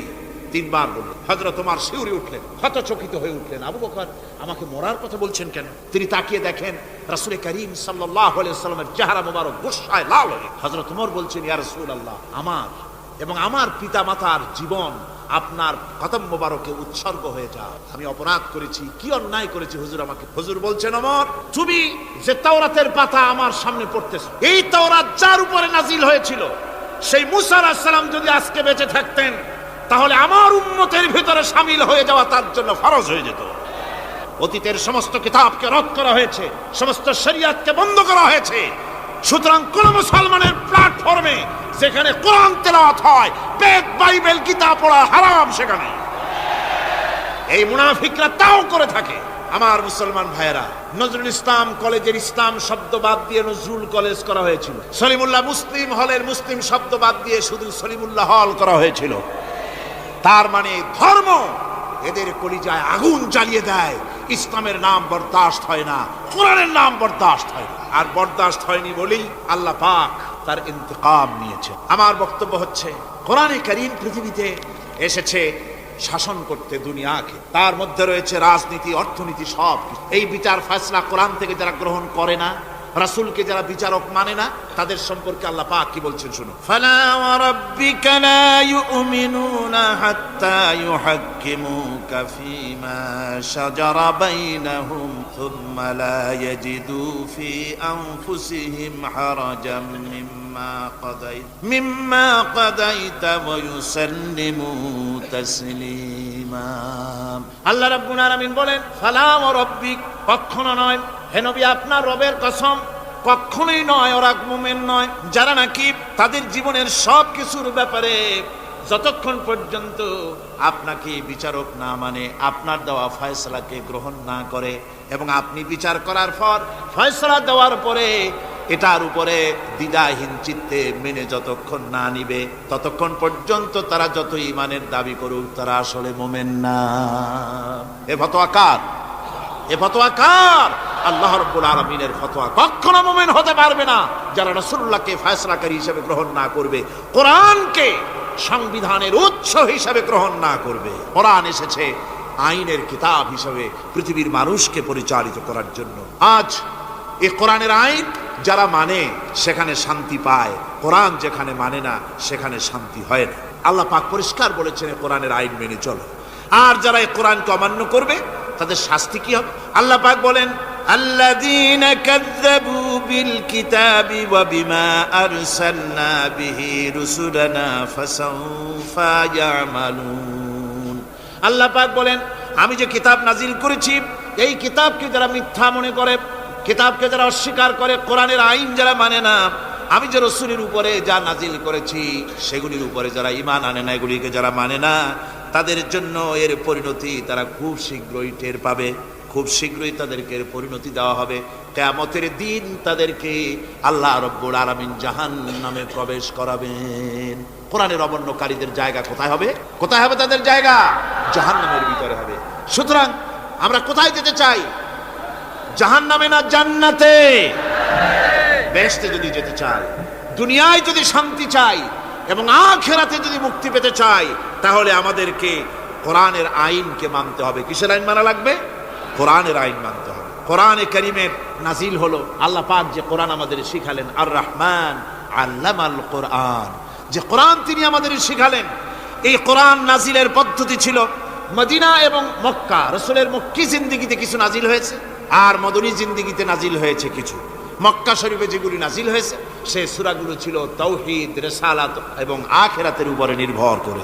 আর মদনী সূরা যেগুলি ছিল সেগুলি ফৌজদারি দণ্ডবিধি, উত্তরাধিকারী আইন, তারপরে যাকাত, ওসর, যুদ্ধ, সন্ধি, বন্দি, এরপরে রয়েছে স্বরাষ্ট্রনীতি, পররাষ্ট্রনীতি, অর্থনীতি, জীবন পরিচালনার সমস্ত বিধি আর ব্যবস্থা মদনী জিন্দেগির সূরাগুলিতে, অবতীর্ণ সূরাগুলিতে আল্লাহ রাব্বুল আলামিন নাজিল করেছেন। কোরআন শরীফ মানুষের সকল সমস্যার সমাধান দিয়েছে। এখানে আমি এখন তার কিছু নমুনা পেশ করছি আপনাদের সামনে, আপনাদের বোঝার জন্য যে কোরআন, অনেকে বলে যে কোরআনের তাফসীরের ভেতরে রাজনীতির আলোচনা হয়। রাজনীতি সেইটুক করি যেটুকুন আল্লাহ কোরআনে করেছেন। জোরে কোন আলহামদুলিল্লাহ। এর থেকে বালাই কিছু বলি নাকি? না। কোরআন যেটুকুন করেছে, রাসূলুল্লাহ যেটুকুন করেছে, একজন মুসলমান হিসাবে তা করা আপনার আমার জন্য কি? সুন্নত, নফল। ওইটা করা কি? জোরে কোন। এটা করা আমাদের জন্য ফরজ। সেই জন্য আমি কিছু নমুনা পেশ করছি আপনাদের সামনে, বুঝতে পারবেন যে কোরআন শুধু নামাজের কথা নিয়ে আসে নাই। কোরআনের মধ্যে আয়াত সংখ্যা কত? ৬,৬৬৬। এটা ঠিক না, কিছু কম আছে। ৬,০০০ কয়েক শত, ভালো করে গুনে দেখা দরকার। তো এই যে আয়াতে কারিমা যেগুলি রয়েছে, এর মধ্যে মাত্র ৫০০ আয়াত হচ্ছে হুকমে শরঈ। ভালো করে শুনুন, ৫০০ আয়াত আদেশ এবং নিষেধ জাতীয়। এটা করো, ওটা করো না, এটা হালাল, ওটা হারাম। এ হলো ৫০০। তো এই যদি ৫০০ হয় তাহলে বাকি ৬,০০০ কি? বাকি ৬,০০০ ইতিহাস, দর্শন, বিজ্ঞান, রাজনীতি, অর্থনীতি, সমাজনীতি, উত্তরাধিকারী আইন, পররাষ্ট্রনীতি, স্বরাষ্ট্রনীতি, মানুষের জীবনে যা দরকার, ইহকাল, পরকাল, কবর, হাসর, মিজান, সিরাত, জান্নাত, জাহান্নাম, এসব কিছু আল্লাহ পাক বাকি হাজার হাজার আয়াতের মধ্যে বলেছেন। তো ৫০০ আয়াতের পরিচিতি আমাদের জানা আছে, নামাজ, রোজা, হজ, যাকাত, হালাল, বৈধ, অবৈধ ইত্যাদি সম্পর্কে। কিন্তু বাকি আয়াতগুলিতে আমাদের জীবন পরিচালনার ব্যাপারে আল্লাহ পাকের কথা শুনুন, কিভাবে এ কথাগুলি আল্লাহ পাক আমাদের বলছেন। বিচার পদ্ধতি সম্পর্কে শুনুন। কোরআন যে বিচার পদ্ধতি আমাদেরকে দিয়েছেন, নিরঙ্কুশ ন্যায় বিচারের কথা কোরআন বলেছে। কোরআন বলেছে বিচার হতে হবে কি ধরনের? ওয়াইদা হাকামতুম বাইনান নাসি আন তাহকুমু বিল আদল। কোরআন শরীফ বলেছে তোমরা যখন লোকদের মাঝে বিচার ফয়সালা করবে তখন অবশ্যই সুবিচার করবে, জাস্টিস, ন্যায় বিচার করবে। এই ন্যায় বিচার করতে গিয়ে তোমার সামনে যদি বিজাতীয় কোনো লোক আসামি হয়ে দাঁড়ায়, অমুসলিম, তখন বিচারটা কিভাবে করবে? কোরআনে কারীম বলছি, ওয়ালা ইয়াজরিমান্নাকুম শানাআনু কওমিন আলা আল্লা তা'দিলু। কোন বিশেষ শ্রেণীর বিচার কাজ করতে গিয়ে, কোন বিশেষ শ্রেণী বা জাতির বিচার কার্য পরিচালনা করতে গিয়ে তাদের প্রতি বিদ্বেষ যেন তাদেরকে, তুমি যেন জুলুম করে না বসো, তখন যেন তুমি ইনসাফ করতে পারো, তাদের উপরে জুলুম করবে না। সে যদি তোমার জাতের লোক না হয়, বিচার করতেছে, তুমি বিচারক হিসাবে সঠিক বিচার করবে, বিচারের মানদণ্ডকে কখনো খেলাধুলা করবে না, ভালো সুবিচার করবে। এটা হচ্ছে কোরআনে কারীমের কথা। আর আত্মীয় স্বজনের বিচার সম্পর্কে বলা হচ্ছে যে তোমরা বিচার নিয়ে, সুবিচার নিয়ে তোমরা দাঁড়াও, দণ্ডায়মান হও সুবিচার নিয়ে। মুসলমানেরা তোমরা যখন বিচার করবে তখন এই বিচার করতে গিয়ে ওয়ালাউ আলা আনফুসিকুম আবিল ওয়ালিদাইনে ওয়াল আকরাবিন, সে যদি তোমার নিজের বিরুদ্ধেও যায় বিচার, তা যদি তোমার সন্তান সন্ততি ভাই ব্রাদার মা বাপ ইত্যাদির বিরুদ্ধেও যদি চলে যায়, ইয়াকুন গানিয়ান আও ফাকিরান, যদি সে গরিব হয় যদি সে ধনীও হয়, বিচারের বেলায় কোনো রকম তারতম্য করবে না, আপন হোক পর হোক বিচার করতে হবে সঠিক। এটা কার কথা? আল্লাহর। জোরে বলেন কার কথা? পৃথিবীর কোন ধর্মগ্রন্থে কথা বলেছে? পৃথিবীর কোন জাতি কথা বলেছে? কোরআন বলেছে এই সুবিচারের কথা। সুবিচার করতে হবে, বিচারের বেলায় খবরদার আপন পর এবং কোন ধর্মের লোক এই চিন্তা করতে যেও না। কোরআনে কারীমের রয়েছে, কোরআনে কারীমের মধ্যে রয়েছে ফৌজদারি দণ্ডবিধি, জুডিশিয়াল ল, ফৌজদারি দণ্ডবিধি। এখানে একটা কথা বলে নিতে হয়, আল্লাহর আইন। মূল কথাটা কি? আল্লাহর আইন। আল্লাহর আইনের কথা শোনা মাত্রই এক শ্রেণীর লোকেরা মনে করে আল্লাহর আইন মানেই হলো হাত কাটা, আল্লাহর আইনের অর্থই হলো গলা কাটা, আল্লাহর আইনের অর্থই হলো দৌড়া মারা। এটা একটা বাজে কথা। আল্লাহ পাকের আল্লাহ কি এইরকম একটা বদমেজাজি দারোগার মতো আল্লাহ যে মানুষ পাইলেই খালি পিটাবে আর হাত কাটবে? একটা কথা হইল? হাত কাটা গলা কাটা এটা কখন? সুবিচার প্রতিষ্ঠিত হয়ে যাবে, খাওয়া পরার গ্যারান্টি মিলবে, তারপরে যদি কেউ চুরি করে দৃষ্টান্তমূলক শাস্তি দাও হাত কেটে। এর আগে না। মদিনা মুনাওয়ারায় হযরত ওমর রাদিয়াল্লাহু তাআলা আনহুর সময় অনাবৃষ্টির কারণে দুর্ভিক্ষ দেখা দিয়েছিল। তখন হযরত ওমর জাস্টিসদেরকে, ম্যাজিস্ট্রেটদেরকে ডেকে পরিষ্কারভাবে এলান করে দিয়েছিল, এখন যদি কোনো চোর ধরা পড়ে, এই দুর্ভিক্ষ চলাকালীন কোন চোর যদি ধরা পড়ে আর প্রমাণিত হয় পেটের জ্বালায় চুরি করেছে, খবরদার তার হাতকে তোমরা কাটবে না, খবরদার হাত কাটবে না। ইসলাম তো আগে পেটে দেয়। আগে কোথায় দেয়? পেটে। তারপরে দেয় পিঠে, আগে দেয় না। মানুষের খাওয়া পড়া শিক্ষা চিকিৎসা বাসস্থান সবটার গ্যারান্টি দেওয়া হয়। মদিনায় যখন এই গ্যারান্টি এসে গেল, চোরের হাত কাটা আইন মক্কায় নাজিল হয় নাই, নাজিল হয়েছে মদিনা মুনাওয়ারায় রাসূলের মদনী জিন্দেগিতে। কোন সময়? যখন রাসূলুল্লাহ প্রেসিডেন্ট। রাসূলুল্লাহ কি? যারে কোন রাসূলুল্লাহ কি? রাষ্ট্রপতি। সেই সময় মানুষ দরজা খুলে ঘুমাবার সুযোগ পেল, খাওয়া পড়া শিক্ষা চিকিৎসা বাসস্থানের গ্যারান্টি পেল। এই সময় আল্লাহ রাব্বুল আলামিন তিনি যখন দেখলেন ইসলামী সমাজ ব্যবস্থা কোরআনের আইনের মাধ্যমে মানুষ সব রকমের নিরাপত্তা লাভ করেছে, পেটের সমস্যার সমাধান হয়ে গেছে, তখন আল্লাহ আইন জারি করলেন, আস-সারিকু ওয়াস-সারিকাতু ফাকতাউ আইদিয়াহুমা, চোর পুরুষ হোক আর নারী হোক উভয়ের হাত কেটে দাও। পুরুষ হোক আর নারী হোক এখন উভয়ের হাত কেটে দাও। দৃষ্টান্তমূলক শাস্তি হোক যাতে করে এই চুরি আর না কেউ না করে। পেটে খাবার আছে, চাকরি আছে, ওষুধ আছে, শিক্ষা আছে, থাকার মতো জায়গা আছে, এখন চুরি করো কেন? তাহলে বোঝা যাবে এটা নেশায় পরিণত হয়েছে। কি হয়েছে? নেশা। তখন তো আর চোরকে বসায় সেলুট মারা আর যাবে না, এখন হাতটা কাটিয়া একটা শাস্তি দিয়ে দাও।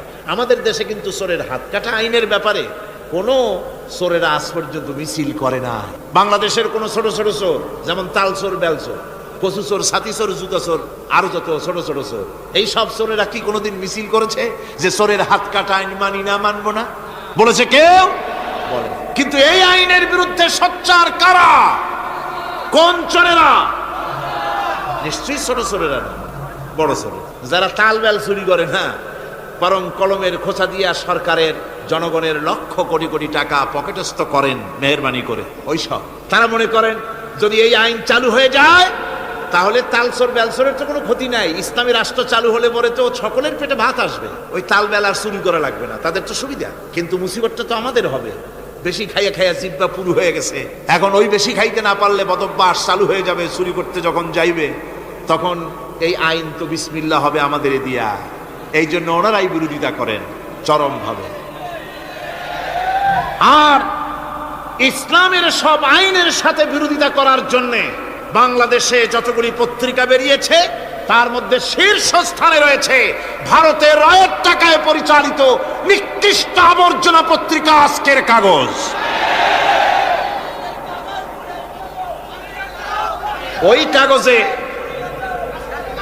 এই কাগজের একটা প্রবন্ধ লেখা হয়েছে আজ। সেই প্রবন্ধে লেখা হয়েছে ধর্মভিত্তিক রাজনীতি এমনি এমনি নিষিদ্ধ করা যাবে না, সম্ভব হবে না, এটাকে একেবারে গোড়া থেকে উপড়ে ফেলে দিতে হবে। মাওবাড়ির আবদার, ভারতের টাকা নিয়ে লাফালাফি করছে আজকে তারা। বাংলাদেশ থেকে ধর্মভিত্তিক রাজনীতি নিষিদ্ধ ঘোষণার জন্য পায়তারা চালাচ্ছে এই পত্রিকার মাধ্যমে। এই পত্রিকার একমাত্র কাজ গোটা জাতিসত্তাকে দ্বিধা বিভক্ত করা, ইসলামের বিরুদ্ধে ইয়াং জেনারেশনকে খেপিয়ে তোলার জন্য আদা পানি খেয়ে লেগেছে। ধর্মভিত্তিক রাজনীতি নিষিদ্ধ ঘোষণা করার জন্য আপ্রাণ প্রচেষ্টা চালাচ্ছে। সংসদে পর্যন্ত এই বক্তব্য উঠানো হয়েছে, তাই না? সংসদে উত্থাপিত হয়েছে ধর্মভিত্তিক রাজনীতি নিষিদ্ধ ঘোষণা করতে হবে। আমি বলেছি ধর্মভিত্তিক রাজনীতি নিষিদ্ধ ঘোষণা করে ফেলেছিল রাশিয়া।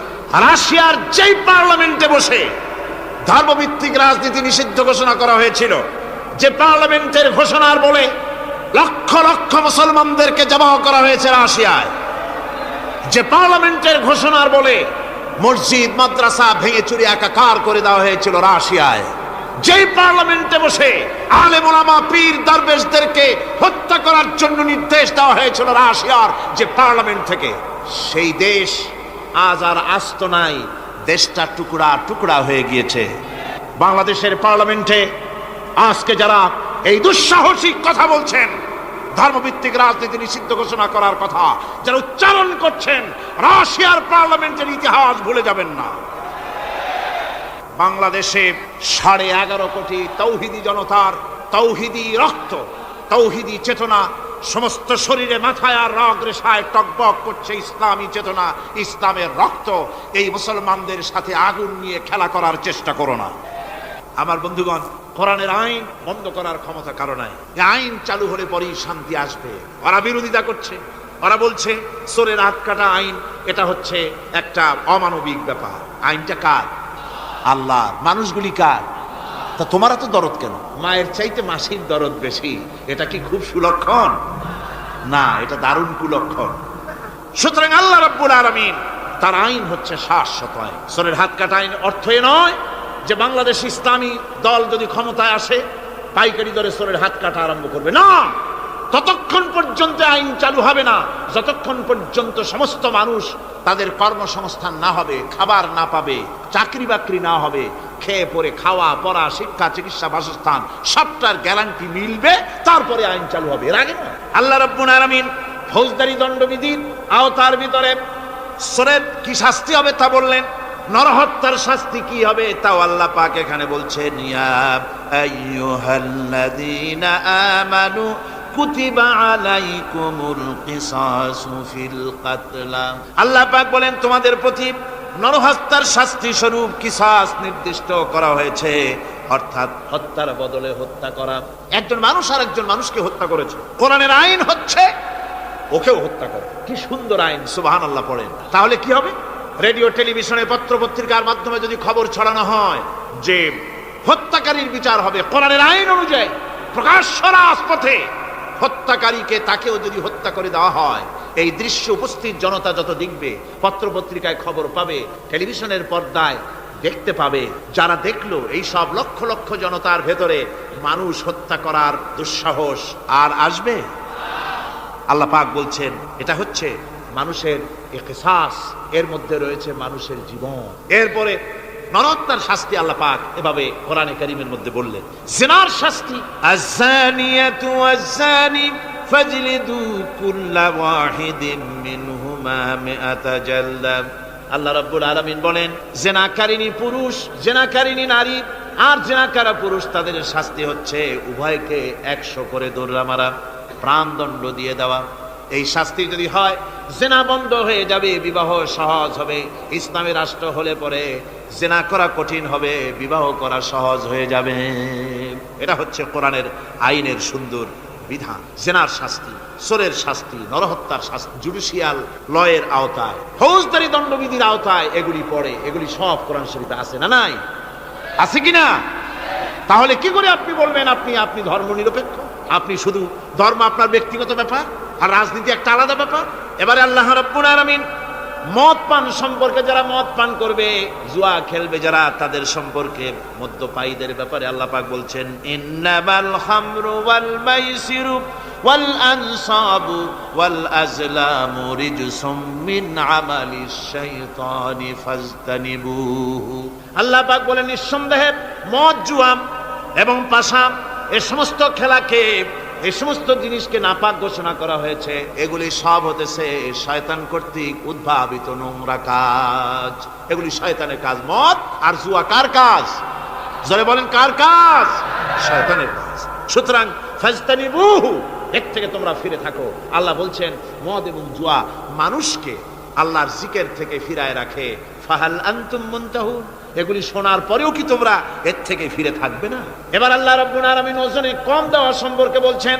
যারা ব্যবসায়ী, অনেক ব্যবসায়ী আছে, ব্যবসা করতে গিয়ে ধর্ম ব্যক্তিগত ব্যাপার, ব্যবসার মধ্যে ধর্ম নিতে চাই না। কয় যে ধর্ম দারুণ পবিত্র জিনিস, এত পবিত্র, শুধু মসজিদে থাকবে, শুধু মাদ্রাসায় থাকবে, আমার জীবনের বিস্তীর্ণ অঙ্গনে ধর্ম ঢুকতে পারবে না। তার মানে ভাবখানা এই, আল্লাহ এবং রসুলকে বলে দেওয়া হচ্ছে, হে আল্লাহ হে রসুল, তোমাদের উপরে 144 জারি করে দিলাম, শুধু মসজিদে আর খানকায় থাকো, মাদ্রাসায় থাকো, আমাদের জীবনের বিস্তীর্ণ অঙ্গনে তোমাদের কোনো প্রবেশের অধিকার নাই। জোরে কর নাউজুবিল্লাহ।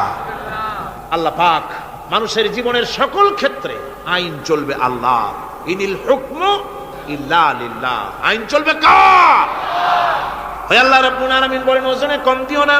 ওয়াউফুল কাইলা ইযা কিলতুম ওয়াজনু বিল কিসতাসিল মুস্তাকিম।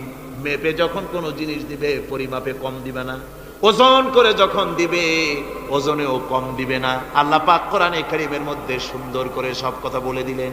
ওজনে কম করো না, পরিমাপে কম করো না, সঠিকভাবে এটাকে দিও। এতিমের মাল সম্পর্কে কোরআন বলছে, ওয়ালা তাকরাবু মালাল ইয়াতীমি ইল্লা বিল্লাতী হিয়া আহসান। এতিমের মাল ভক্ষণ করা তো দূরের কথা, এর নিকটবর্তী হয় না। তবে হ্যাঁ, এতিম বয়সপ্রাপ্ত হওয়া পর্যন্ত যদি আমানত রাখো সেটা ভিন্ন কথা, কিন্তু এতিমের মালকে ভক্ষণ করো না অবৈধভাবে।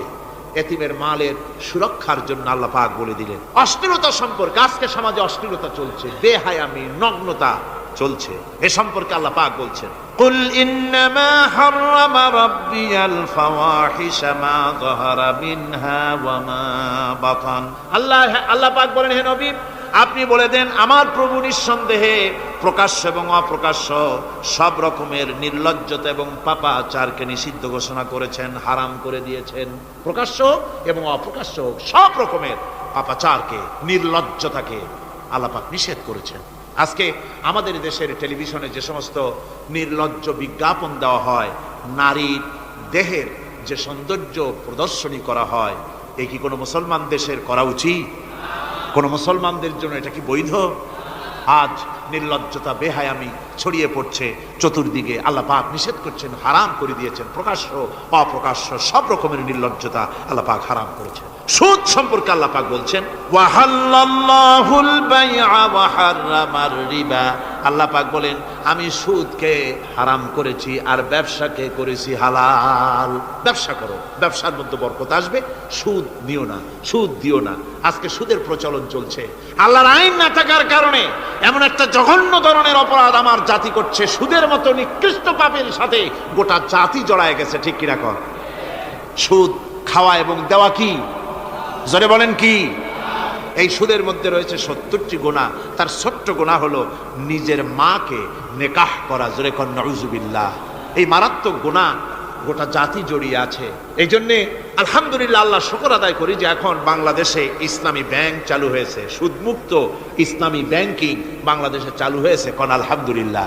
এতদিন সুদী ব্যাংকে লেনদেন করেছেন, তার না হয় একটা জবাব দিতে পারবেন কিয়ামতের দিন যে আল্লাহ, সুদমুক্ত ব্যাংক ছিল না, করবোটা কি? এই টাকা পয়সা নিয়ে বিপদে পড়ে গেছিলাম, চোরে নেবে, ডাকাতে নেবে, জীবন যাবে, তাই সুদী ব্যাংকে পয়সা রাখছিলাম। হয়তো একটা জবাব, খোড়া অজুহাত খাড়া করতে হয়তো বা পারবেন।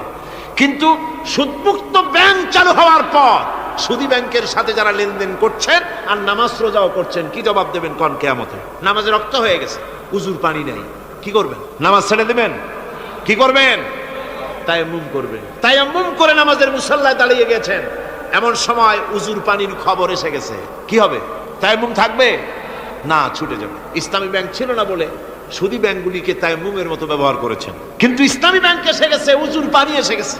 এখন যদি সুদী ব্যাংকের সঙ্গে লেনদেন চালু রাখেন, মনে রাখবেন, অবশ্যই কিয়ামতের দিন আল্লাহর দরবারে আসামির কাঠ গড়ায় দাঁড়াতে হবে। সুদের টাকা দিয়া গার্মেন্টস ফ্যাক্টরি করা হচ্ছে। উদ্বোধনের দিনে মৌলভী সাহেব, তাও পাওয়া যায়, অসুবিধা হয় না। মিলাদের দাওয়াত হয়েছে, কোনটাকে যে বানাইছে তা জানার দরকার কি, কিছু পয়সা তো হবে। মিলাদ পড়তে গেলেন, কোরআন তেলাওয়াত করলেন, দোয়া করলেন, বরকতের জন্য দোয়া করলেন। কোন জায়গায় বসে তেলাওয়াত করলেন আপনি?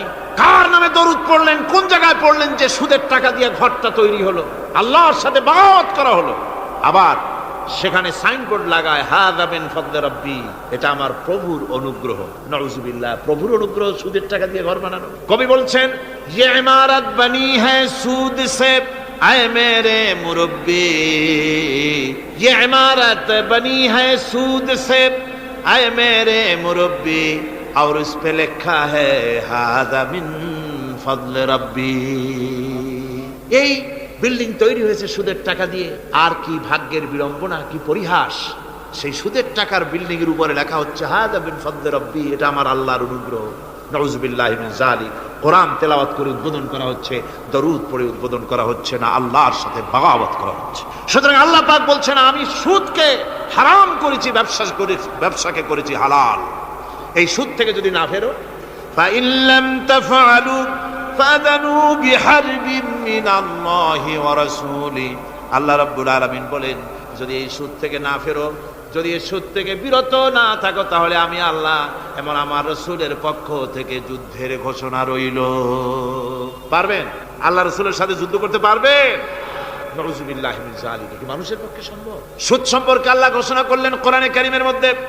এবার ধনী এবং গরিব সম্পর্কে, ধনী আর গরিবের ভিতরে সম্পর্কটা কেমন হবে আল্লাহ পাক কোরআনে কারীমের মধ্যে বলে দিলেন, ওয়াফি আমওয়ালিহিম হাক্কুল লিসাইলি ওয়াল মাহরুম। আল্লাহ রাব্বুল আলামিন বলছেন, ও ধনীরা, তোমাদের সম্পদের ভেতরে গরিবদের অধিকার আছে, সে অধিকার আদায় করে দাও।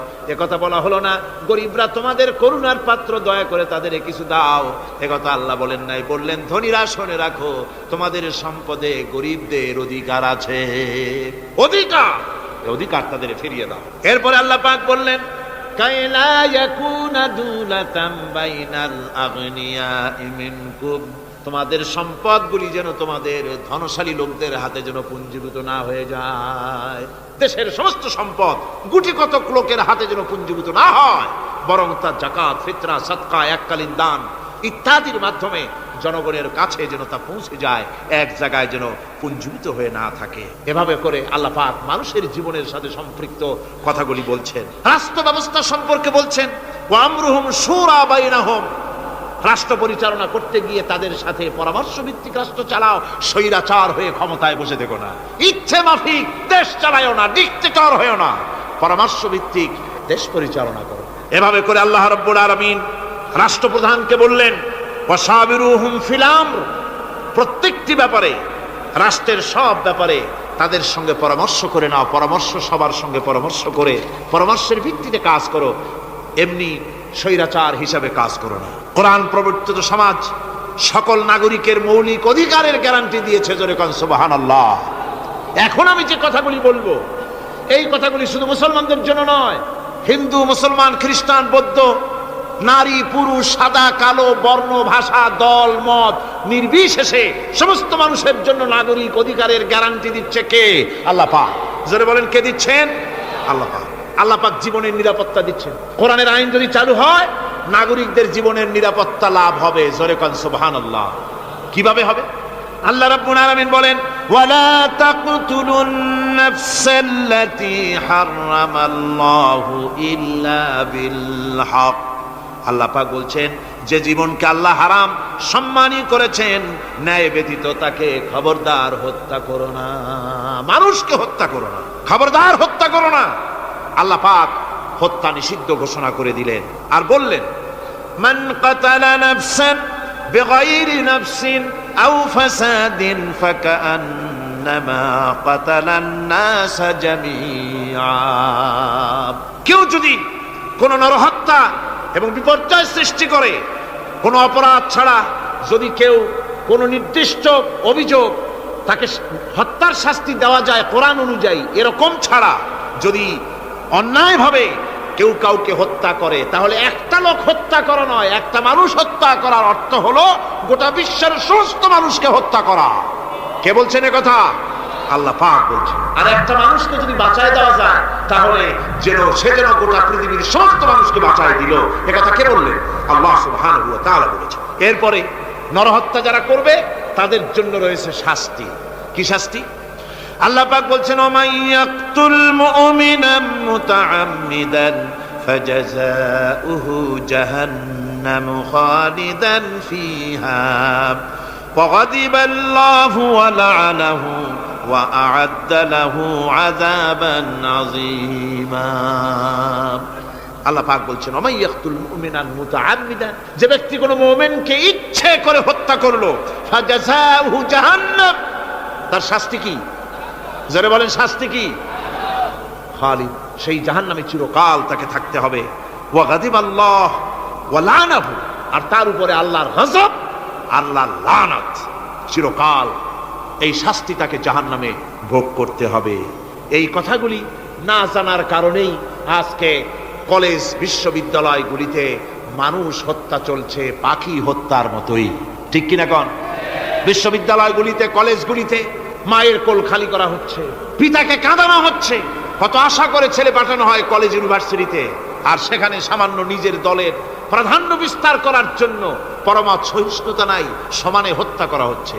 এভাবে হত্যা করা হচ্ছে রাজশাহীতে, হত্যা করা হচ্ছে ঢাকায়, চট্টগ্রামে, খুলনায়। আপনারা অবাক হবেন, খুলনায় যেভাবে হত্যা করলো একজন নেতৃস্থানীয় ব্যক্তি, যিনি খুলনায় গিয়ে বললেন, আমি লাশ চাই, লাশ চাই। তার উপস্থিতিতে ইসলামী ছাত্র শিবিরের দৌলতপুর বিএল কলেজের জিএস আব্দুল হালিম মুন্সি মসজিদে নামাজ পড়তে গিয়েছে। সেই অবস্থায় তাকে মসজিদের ভিতরে গুলিবিদ্ধ করেছে। জান বাঁচাবার জন্য এই ছেলে পার্শ্ববর্তী পুকুরের মধ্যে ঝাঁপায় পড়েছে। সেখান থেকে তাকে টেনে তুলে তাকে কোপানো হচ্ছে। সে প্রাণী প্রাণী বলে চিল্লাচ্ছে। এই অবস্থায় মসজিদের সিঁড়ির উপরে কাট করে তাকে জবাও করা হয়েছে।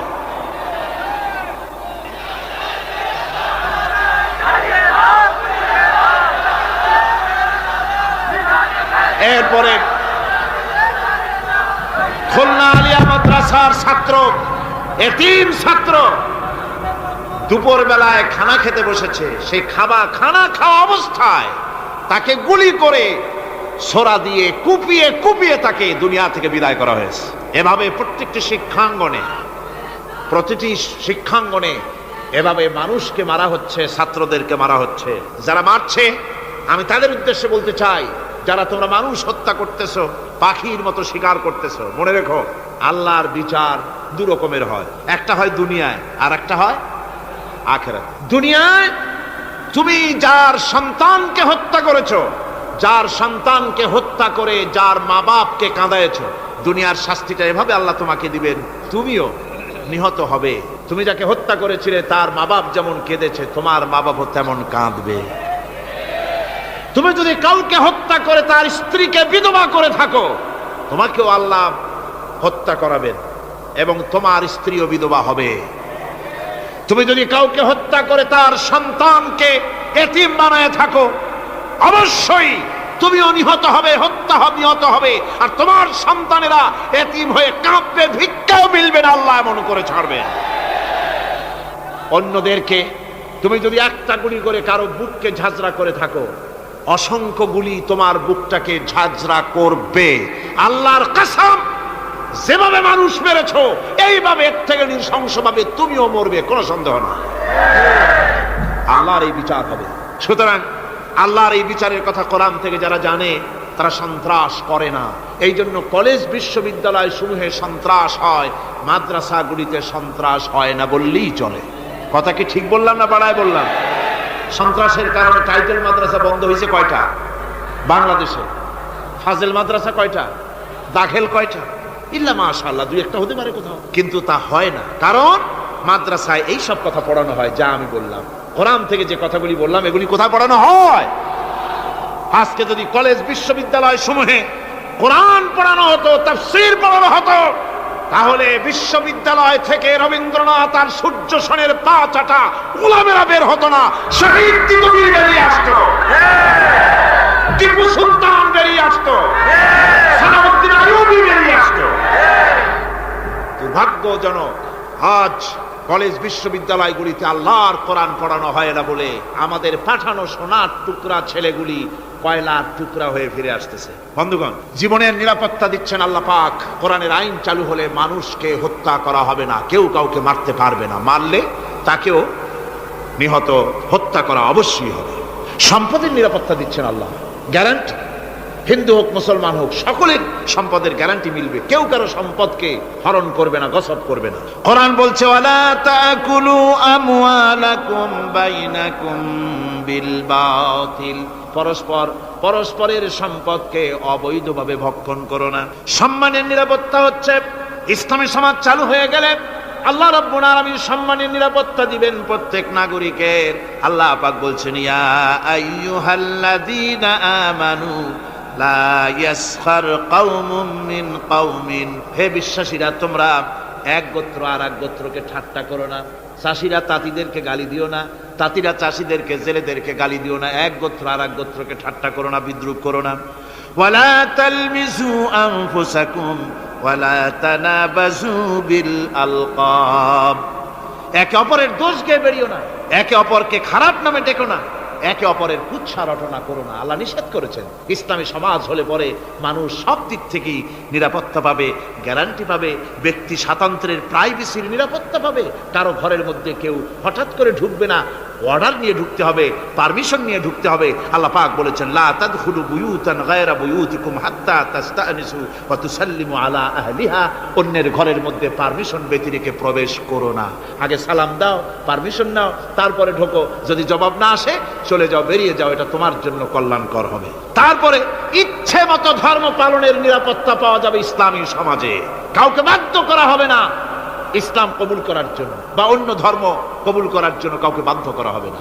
কোরআনে কারীম বলছে লা ইকরাহা ফিদ্দিন, ধর্মের ব্যাপারে কোনো বাড়াবাড়ি করা যাবে না, কারো উপরে কোনো ধর্মমত চাপিয়ে দেওয়া যাবে না। যার ইচ্ছে তার ইচ্ছে মতো স্বাধীনভাবে তার ধর্মকর্ম পালন সে করতে পারবে। এই ধর্ম পালনের কথা বলতে এসে আমার মনে পড়লো এবছরের হিন্দুদের দুর্গাপূজার কথা। আপনারা বলতে পারেন যে কি এর মধ্যে কি ঢুকাই দিলেন? ঠিকই ঢুকাইছে। আমি বুঝি না যে কেমন ধর্ম। আপনারা আমারে কন, দেশের প্রধান বিরোধী দল তারা যদি বলে যে আমাদের এই দাবি যদি সরকার না মানে তাহলে 1 বছরের ভেতরে আমার দলে যত লোক আছো কেউ জুমার নামাজ পড়বা না, তাহলে তাদের দলের লোকেরা তা কি মানবে? মানবে? বিএনপি যদি বলে, সরকারে যারা আছে, যে আমাদের এই সমস্ত কথা যদি বিরোধী দল না মানে তাহলে আমার দলের কোনো লোক ঈদের নামাজ পড়বে না, শুনবে কেউ? শুনবে না। আমার ভাইরা, কোরআনে কারীমের আলোচনা শেষ দিকে এসেছে। আমরা মুনাজাত করব এখন। মুনাজাতের জন্য দাঁড়ানো ভাইয়েরা এক মুহূর্তে বসে পড়ুন। আজকে আপনাদের জন্য দারুণ সুখবর আছে। আজ কোরআনে কারীমের আলোচনা শুনে, কোরআনে কারীমের প্রতি মুগ্ধ হয়ে, ইসলামের আদর্শে উদ্বুদ্ধ হয়ে 5 জন অমুসলিম ভাই ইসলাম কবুল করতে এসেছে।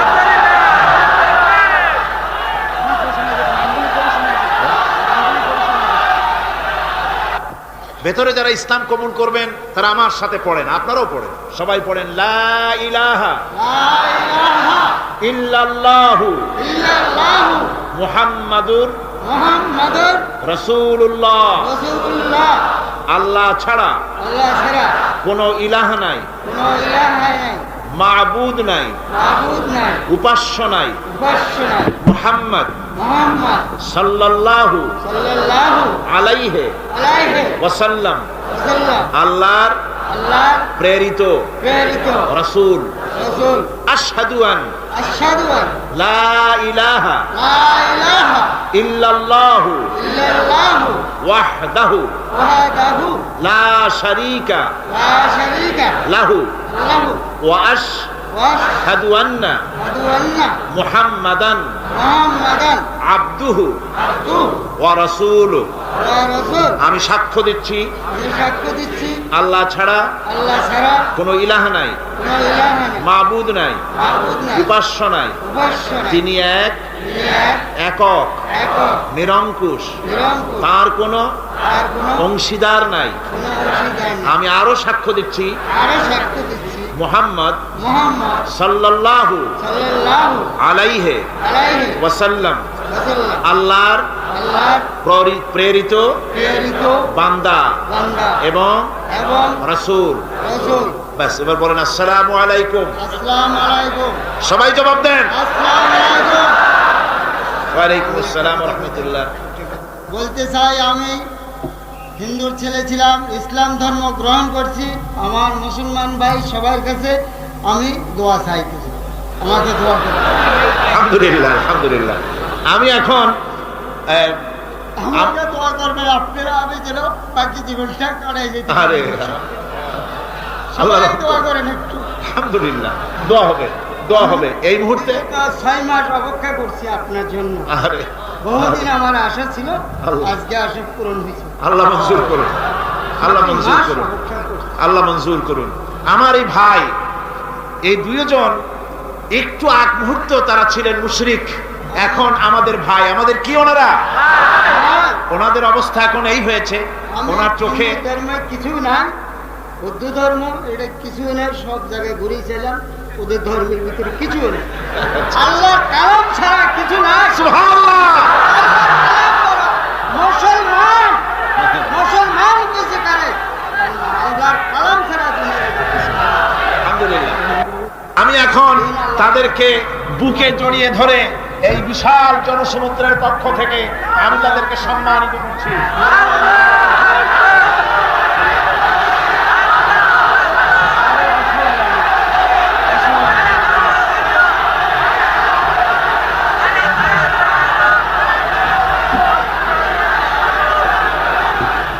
আমরা মুনাজাত করব, আল্লাহর কাছে দোয়া করব। আল্লাহুম্মা আমিন। ربنا ظلمنا أنفسنا وإن لم تغفر لنا وترحمنا لنكونن من الخاسرين. آمين. ربنا لا تزغ قلوبنا بعد إذ هديتنا وهب لنا من لدنك رحمة إنك أنت الوهاب. رب العالمين দীর্ঘ রজনী পর্যন্ত তোমার বান্দারা লক্ষ লক্ষ মানুষ কোরআনে কারীমের কথা শুনেছে, তোমার হাবিবের কথা শুনেছে। আয় আল্লাহ তাআলা, তুমি দয়া করে মেহেরবানি করে তেলাওয়াত এবং দরুদ ও সালামের সওয়াব রাসূল করিম সাল্লাল্লাহু আলাইহি ওয়াসাল্লামের রূহ মুবারকে পৌঁছিয়ে দাও। ربنا تقبل منا إنك أنت السميع العليم وتب علينا إنك أنت التواب الرحيم. سبحان ربك رب العزة عما يصفون وسلام على المرسلين الحمد لله رب العالمين. واجعل آخر كلمة عند الموت لا إله إلا الله محمد رسول الله. السلام عليكم ورحمة الله.